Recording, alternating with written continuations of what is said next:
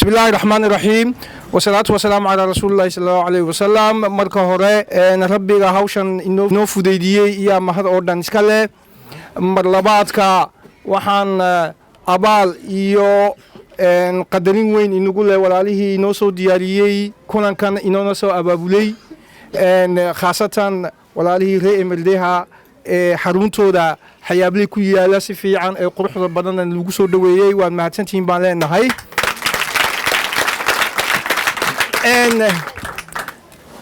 haddaanu nahay hoggaankii sare ee isbaahaysiga BSN runtii waxaan aad ugu faraxsan nahay sidan mugale iyo miisaan kale nagu soo dhaweyseen mabsuudna waxaan ku nahay soo dhaweyntiinaba mabsuud ku nahay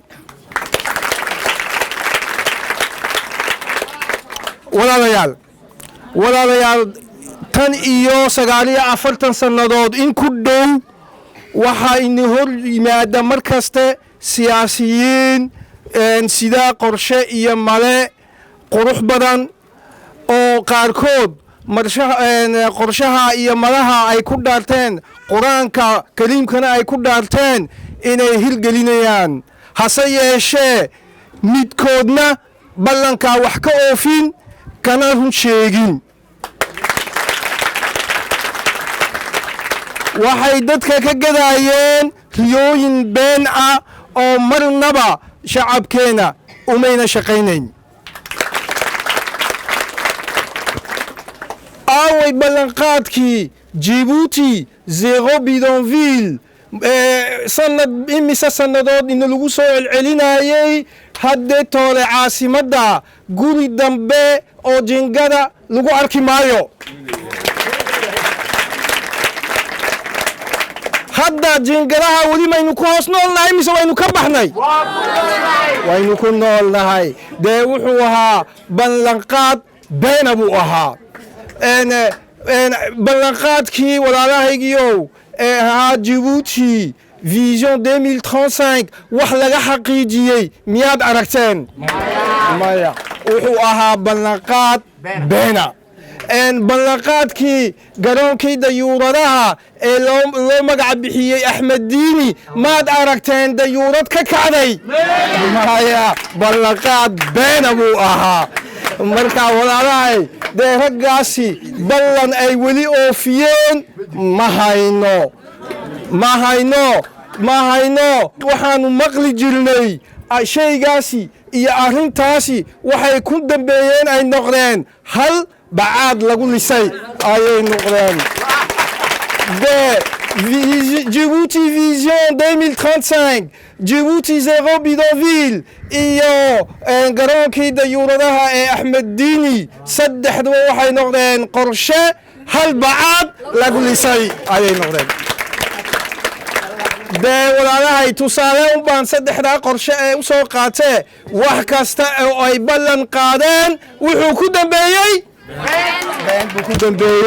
wuxuu ku dambeeyay hal bacaad lagu lisay ayuu ku dambeeyay runtii walaalahay haddii ballanqaadyadooda hal shay uu ka qabsoomi lahaa waxaynu ku noolaan lahayn rayn iyo raaxo ayaynu ku noolaan lahayn runtii maanta xayaabley maynan inahayn biyo la'aani maynan inahayn habeenkii uma soo jeedin si aad biyaha u dhaansatiin guryihiina laba kilimaateel 3 kilimaateel 4 kilimaateel maynugu jiraan maya dee walaalahay runta haddii laga hadlo wax alla wax ay maxay ahayd ay qabanayaan ma jirto waxayna u jirin dee waxaa la yidhi runtii waxaa la yidhi rag waxa xidha qowl baa xidha dumarna maxaa xidha meher baa xidha dee qowlkooga ayaa yaka soo xidhaya soo sidaa maaha qowlkooga soo xidhayo waa yaka runtii waxaa habeenay inoo diiday inay biyuhu inoo qulqulo si joogto ah inoogu qulqulaan oo inoo diiday habeenkii inaynu seexano hurdo wacan aynu seexano oo raaxada inaynu seexano yaka inoo diiday oo yaka inoo diiday inaynu xagaagii qabowga aynu ka hoos galno kuleelka yakaa inoo diiday runtii haddan waynu taaganahay soo maaha maxaa naga go-an kooraankii baa la gooyay hadda wuu go-an yahay kooraankii hadda aanu hadlano kooraankii wuu go-an yahay walaalahay marka waxaan leenahay walaalahaygiyo halka ballanqaadyadooda inaynu sugno maaha wax kale han ka dayano maxaynu dayanaynaa waxaynu dayanaynaa isbedel baynu dayanaynaa oo halkaa maxaa yaala waxaa la yidhi hogaamintu ma aha maxay ahayday dayax gacmeed cilka loo dira oo soo dhawan bay yidhahdeen dayax gacmeed baa cilka u dilnama kooraanna ma hayno dee hogaamintu dayax gacmeed cilka loo dira ma ahee waa xirfad la barto oo si maalinla ah loo hirgeliyo nidaamka iyo hogaanka xunna waxaa lagu gartaa waa hal shay baa lagu gartaa shayga lagu garta waa maxay waa waxqabad xun baa lagu gartaa dee waxqabadkoogii xuma maad aragteen mise maynayni arkin waad aragteen walaalahay markaa haddaba waa inaynu u kicitinno sidaynu u dhali lahayn u cuni lahayn isbeddel aynu u cuni lahayn midna ogsoonaado walaalahaygiyo midna ogsoonaado isbeddel haddaynu doonayno waa inaynu ka biyadiidnaa noloshan aynu ku noolnahay ee afarta derbi ka kooban ee maalmaheedu maantada aynu joogno iyo berideeduna ay isku mid ka yihiin ay waxba iskaga keen bedilayn waa inaynu ma doonana aynu danaado walaalahay ilaahay markaynu ducaysanayno ee ilaahay aynu baryano dee ilaahay wuu inoo jawaabaa oo ilaahay wuu inala hadlaa maad garanaysin afku ilaahay inagula hadlo maad garanaysin afku ilaahay inagula hadlo waxaa la idhahdaa allah nous répond par des signes allah nous répond par des signes allah wuxuu inagu soo jawaabayaa ifafaalooyin buu ina hor keenaa ifafaalooyin buu ina tusaa ifafaalooyinkii maanta wayna hor joogaan oo way yaalaan oo ifafaalooyinka inaka xilka inaga saaran maxay yihiin waxay yihiin xilka inaga saaran wuxuu yahay in la raaco jidka ifafaalooyinka la raaco laguna sugnaado inaka waxay nagu adag sugnaashaha inagu adag oo in lagu sugnaado ayaa runtii loo baahan yahay oo dee sugnaashahaasi ifafaalooyinkaasi dee waxaa horaa loo yidhi ifafaalooyinkaasi horaa loo yidhi walaalahaygiyo boqol jir halkaynu ka daynaabaa la yidho waxaa la yidhi boqol jir ka daya qabri iyo qoryo hoostood ka dayaa la yidhi 90 jir halkaynu ka daynaabaa la yidho waxaa la yidhi 90 jir waxaa ka daydiin allahuma salli calaa maxamed salli iyo sariir dushood ka dayaa la yidhi 70 jir halkaynu ka daynaabaa la yidho waxaa la yidhi 70 jir waxaa ka daydiin ma 80 jir halkaynu ka daynaabaa la yidho 80 jir waxaa ka daydiin ardaaga reerka ka dayaabaa la yidhi 70 jir halkaynu ka daynaabaa la yidho 70 jir waxaa ka daydiin baa la yidhi tusbax iyo tawxiid ka dayaa la yidhi 60 jir halkay ka daynaabaa la yidho waxaa la yidhi 60 jir waxaa ka daydiin 60 jir waxaa ka daydiin baa la yidhi maxay ahayd lexjeclo ka dayaa la yidhi 50 jir halkaynu ka daynaabaa la yidho 50 jir waxaa ka daydiin baa la yidhi waxaa la yidhi 50 jir waxaa ka daydiin arrin ka dayaa la yidhi 40 jir halkaynu ka daynaabaa la yidho waxaa la yidhi 40 jir waxaa ka daydiin awood ka daya ayaa la yidhi marka waxaan uga socdaa ifafaalooyinkii uu yaalaa halkan waxaan arkayaa 60 jir baan arkayaa dee lexjeclaa ka muuqata lexjeclo qaran baa ka muuqata lexjeclo dad baa ka muuqata dee waxaan ka leeyahay lexjecladaa tallaabadeedii ha la qaado isbeddelka noo doonaan leenahay noona raaco waxaa jooga kotomeeyo jir baa jooga koton jir layahayna arrin ka dayaa la yidhi dee isbeddelku arrin buu u baahan yahay arrintaana tallaabadeedii qaada ayaan ka leeyahay 40 jir baa joogo 40 jirna dee waxaan u baahan nahay awooddiina aan u baahan nahay xooggiina kaalayana raacaan leenahay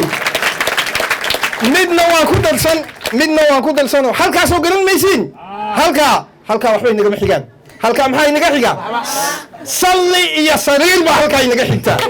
marka halkaa waxba inagama xigaan halkaa ha u jeesanina ha u miliicsanina arrinteena waa inaynu ku soconnaa aynu ku dhaqaaqnaa walaalahay waxaa la yidhi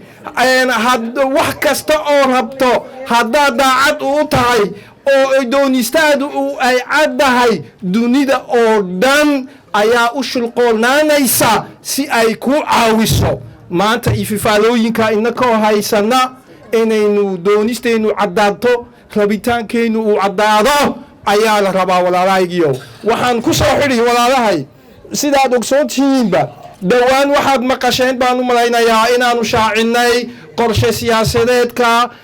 maxay ahayday tan iyo 1977 wax dabal oo la sugayay oo dalka iyo rajada aynu raadinanay kan baa inoo dhisaya walaalahaygiyo kan baa inoo dhisaya waa qorshahani waa qorshe qayixan oo runtii si farshaxamaysan loo qoray oo runtii inoo bildhaaminaya dib u yegleelidda nidaamkii dowladnimo ee ku dhegantani ay naga burburisay qorshahan waxaad ugu tegi doontiin wax walba oo ku salaysan sinaanta wax walba oo ku salaysan cadaaladda iyo horumarka qorshahani runtii waa wuxuu hagayaa dhismaha Jabuutiga cusub aynu rabno buu hagayaa qorshahani runtii wuxuu la hadlayaa caqligeenu la hadlayaa wuxuu la hadlayaa qalbigeena wuxuu la hadlayaa ruuxdeena ayuu la hadlayaa waxaanu rumaysannahay inuu yahay qorshihii u ahaa muraayadda lagu arki doono Jabuutiga cusub ayaanu aaminsannahay walaalahay qorshahan waxaanu rumaysannahay annakana inuu noo horseedi doono ka xaqiijinta himilooyinkayaga waaweyn iyo riyooyinkayaga quruxda badan dadkayaga aan u hayno dalkayaga aan u hayno ayaanu isleenahay iyo runtii wuxuuna ka jawaabayaa mustaqbalka ay ku faani doonaan jiilasha soo socota ay ku reerayn doonaan ayuu ka jawaabayaa walaalahay waxaan iniga odhanayaa oon ku soo xidhi dee hawshani waxay u baahan tahay in la qoro umayna baahnayn inaa laga sheekeeyo waxay u baahan tahay in laga dhabeeyo oo dhabayntuna waa maxay waa inaynu doonano Jabuutiga cusub ee lugaheena ku doonayno cid kale inooma doonayso wax inaka ahayn mooye. Assalaamu calaykum waraxmatullaahi wabarakaatuh.